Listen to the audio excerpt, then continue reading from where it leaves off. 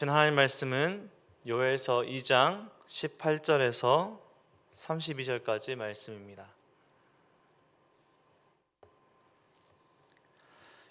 요엘서 2장 18절에서 32절까지 제가 봉독해 드리도록 하겠습니다.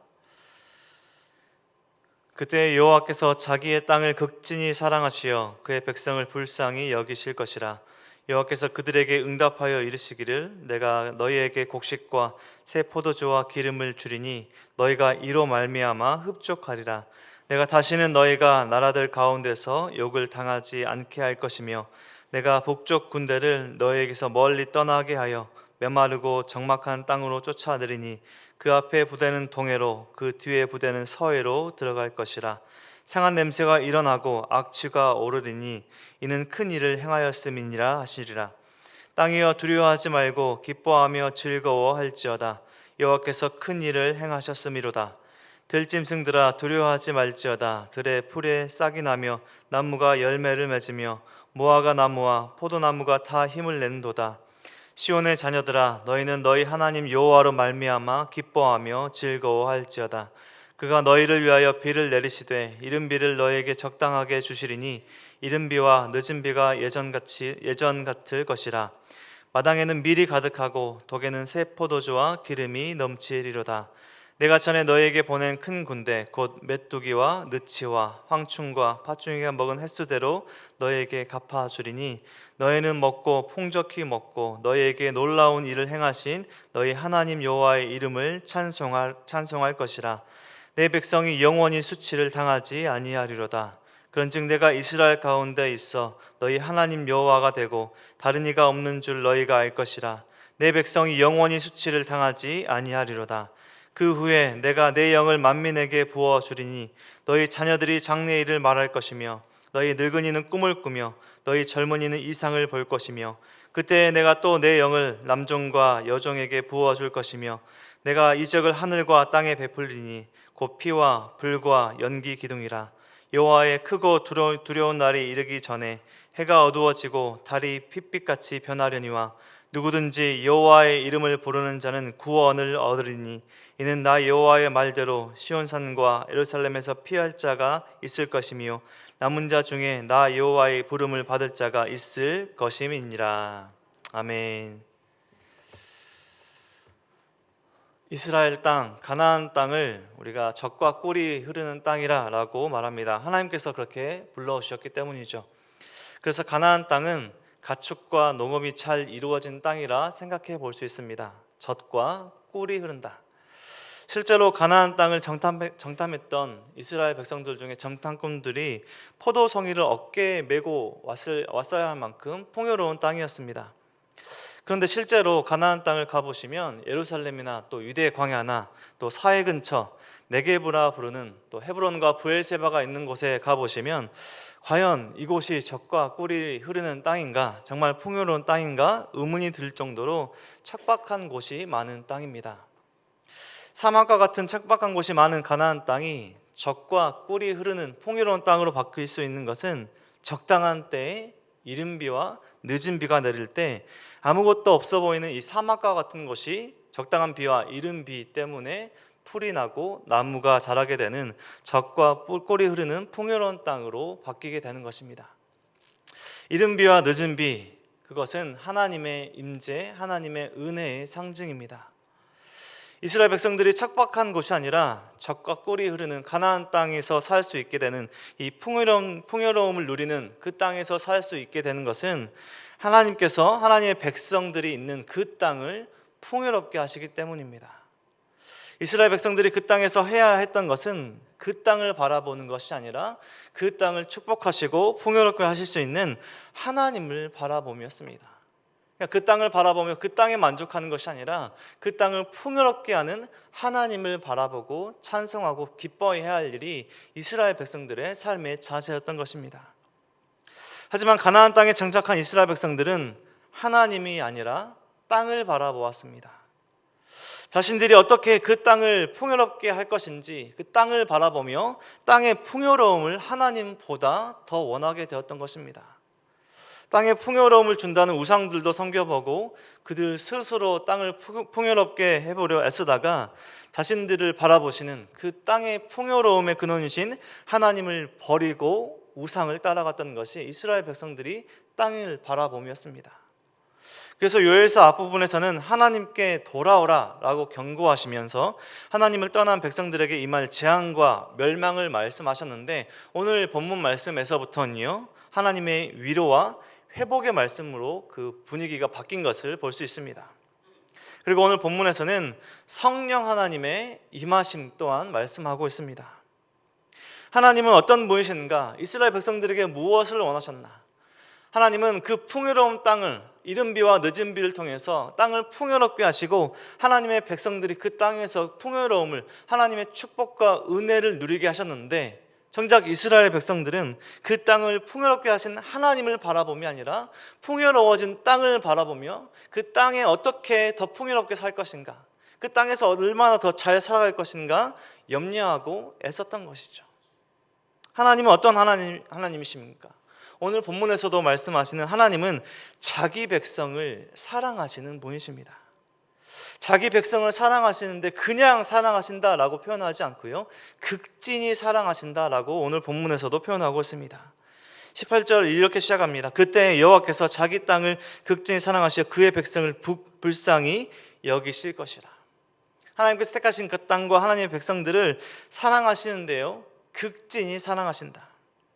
하나님께서 땅을 축복하시고 그 땅을 풍요롭게 하시는 것은 하나님께서 사랑하시는 하나님의 백성들이 그 땅에서 그 풍요로움 누릴 수 있도록 축복해 주신 것이죠. 18절 말씀에서 보면 메뚜기 떼 같은 적군들을 쫓아내시고 바다로 몰아내십니다. 하나님께 돌아오게 하려고 했던 도구로 삼으셨던 그 적군들이 다 물리쳐지는 것이죠.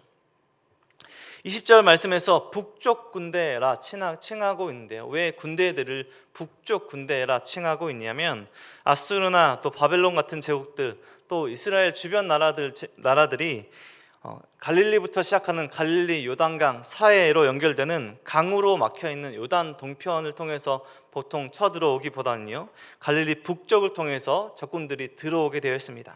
이 땅에 이스라엘 가나안 땅의 지리적인 특징을 말해주면서 북쪽 군대라 표현하고 있습니다.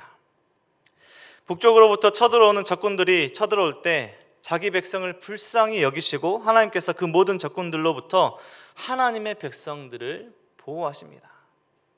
그러니까 이스라엘 백성들이 해야 했던 것은 그 풍요로움의 근원이신 하나님을 바라보고 자기들의 보호하신 그 근원 대신, 우리의 모든 방패 되시는 보호의 그 근원 되시는 하나님을 바라봄이, 하나님께로 돌아옴이 이스라엘 백성들의 삶의 지향점이 됐어야 됐죠. 하지만 이스라엘 백성들이 계속해서 경고받고 하나님께 그 심판의 얘기 속에 말씀을 들었던 것은 하나님을 바라보지 않고 그 땅의 안위와 그 땅의 형통과 땅의 풍요로움만 바라봤던 이스라엘 백성들의 잘못된 죄악된 모습들을 하나님께서 경고하셨던 것입니다. 하나님께서 이스라엘 백성들을 사랑하시지 않으셨다면 돌아오라 경고하지 않으셨을 것입니다. 돌아오라 이스라엘 백성들아 이렇게 말씀하시지 않고 그냥 진멸하셨을 것입니다. 하나님께서 다른 백성들, 다른 땅을 축복하시고 선택하실 수 있으셨지만 하나님께서 포기하지 않으시고 극진히 사랑하시는 자기 백성들을 끝까지 보호하십니다.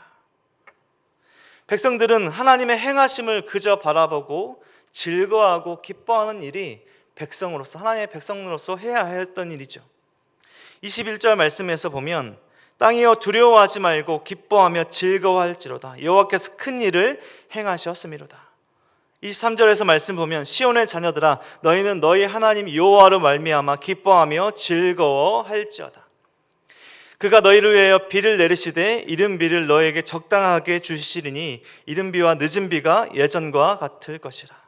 또 26절 말씀에서도요 너희는 먹되 풍족히 먹고 너희에게 놀라운 일을 행하신 너희 하나님 여호와의 이름을 찬송할 것이라. 내 백성이 영원히 수치를 당하지 아니하리로다. 하나님의 백성들, 이스라엘 백성들이 해야 했던 일이 무엇일까요? 풍요로운 땅에서 어떻게 하면 그 땅을 풍요롭게 할까가 아니라 그 땅을 풍요롭게 하시고 그 땅을 보호하시고, 즉 자기들에게 축복을 주신 하나님을 바라보고 행하신 일을 기뻐하고 즐거워하는 것이죠. 하나님을 영화롭게 하는 것이죠. 영원토록 하나님을 즐거워하는 것이 이스라엘 백성들이 해야 했던 일인 것이었던 것입니다. 죽음에서 생명으로 옮기신, 광야에서 하나님께서 주신 풍요로운 땅으로 옮기신 하나님의 일하심을 그저 바라보고 그 기쁨을 누리는 것이죠. 하나님께서 허락하시는 풍요로움을 누리는 것이 이스라엘 백성들이 해야 했던 것입니다. 이른 비와 늦은 비를 적당히 내리셔서 땅을 풍요롭게 하시는 하나님을 신뢰하고 믿는 것이 이스라엘 백성들이 마땅히 해야 할 일이었죠.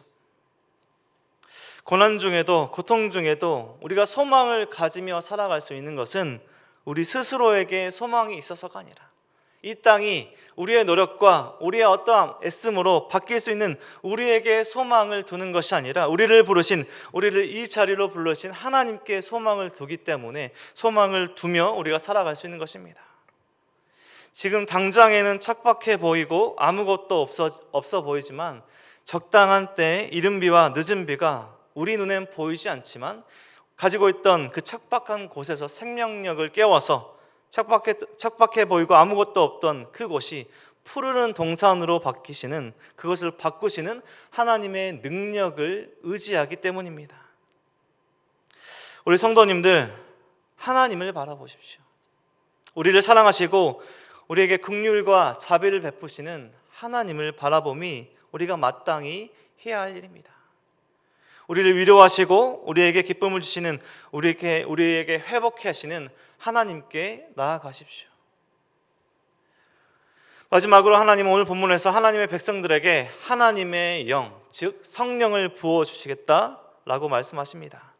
28절 말씀에 그 후에 내가 내 영을 만민에게 부어주리니 너희 자녀들이 장래일을 말할 것이며 너희 늙은이는 꿈을 꾸며 너희 젊은이는 이상을 볼 것이며. 우리 성도님들이 마지막 날에라는 찬양으로도 잘 아시는 가사의 내용이 오늘 본문이죠.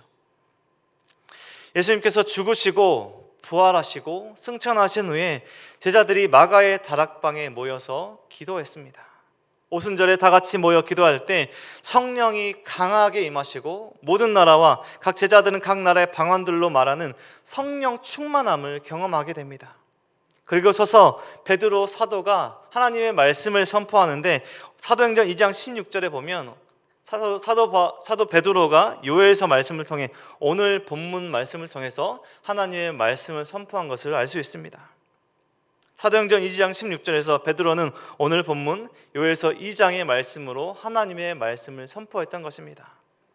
하나님의 말씀의 성취, 마지막 날의 이 말세의 때에 하나님의 백성들, 하나님께서 부르신 그 사람들, 백성들에게 부어질 성령에 관해서 선포했던 것입니다. 심판 중에도 하나님께서 부르시는 남은 자들, 즉 여호와의 이름을 부르는 자들은 구원을 받으리로다. 우리가 너무나 잘 아는 말씀이죠. 오늘 보면 마지막 32절 말씀입니다. 누구든지 여호와의 이름을 부르는 자는 구원을 얻으리니. 하나님은 택하신 자기 백성을 극진히 사랑하십니다. 여호와의 이름을 부르는 자는 구원을 받으리라. 하나님을 바라보고 하나님께서 행하신 일들을 기뻐하며 하나님께 영광 올려드리는 자기 백성에게 참된 기쁨과 회복과 위로를 주시는 하나님이십니다.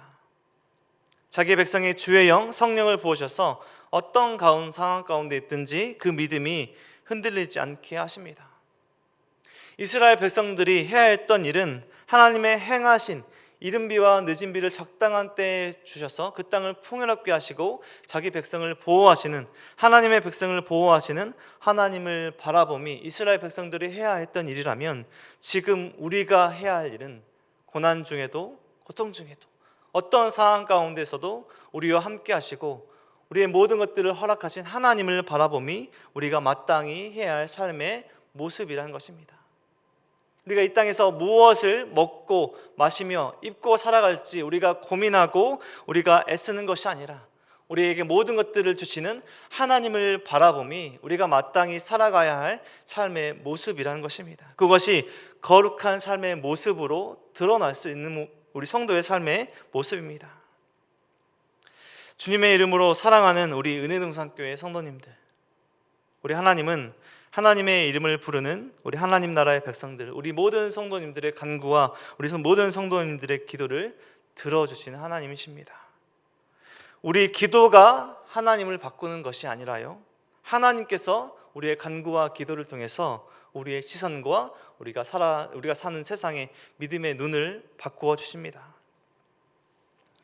우리 상황과 환경은 우리가 아무리 기도해도 바뀌지 않을 수 있지만 주의 영, 성령을 부어셔서 우리의 상황과 환경을 바라보는 우리의 눈을 하나님께서 원하시는 믿음의 눈으로 바꾸어 주십니다.